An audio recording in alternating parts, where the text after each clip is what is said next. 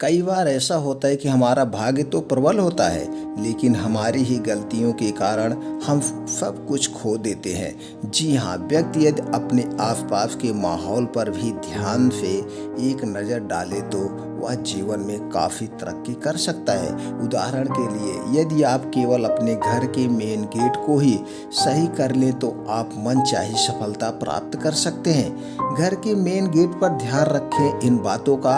आज हम वो कौन सी बातें हैं, अगर इसका ध्यान रखते हैं तो आपके घर कभी जो है धन की दौलत की कमी नहीं होगी। मेन गेट के सामने पेड़ पौधे ना हो। मेन गेट के ठीक सामने पेड़ पौधे का होना अशुभ माना जाता है, इसलिए गेट के ठीक सामने बड़े बड़े पेड़ पौधे नहीं होने चाहिए, बल्कि गेट के दोनों तरफ हो जो उसकी सुंदरता को बढ़ाए और घर को बढ़िया लुक दे। ऐसा करने से घर खूबसूरत दिखेगा और भाग्य के दरवाजे भी खुल जाएंगे। घर के बाहर टी पॉइंट ना हो। कई बार घरों के सामने टी पॉइंट होते हैं। वास्तु शास्त्रियों के अनुसार ऐसा नहीं होना चाहिए। ऐसा होने से उस घर में रहने वाले लोगों का भाग्य सदा के लिए सो जाता है और पैसे का नुकसान होने लगता है। और अगली बात जो है, घर के सामने ना हो कूड़ा करकट। कभी भी अपने घर के ठीक सामने कूड़ा करकट नहीं होना चाहिए।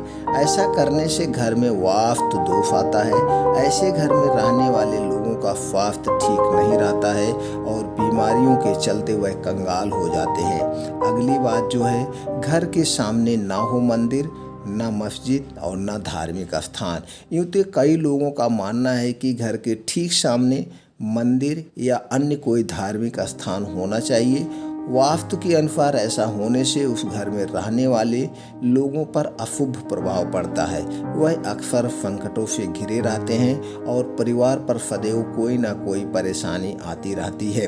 इसलिए घर के ये सारी चीज़ें हैं। इन चीज़ों का अगर हम पालन करते हैं तो हमारे घर में कभी जो है लक्ष्मी की कमी नहीं होगी। हमारे घर में हमेशा सुख शांति बनी रही होगी। इसलिए इन नियमों का पालन करें।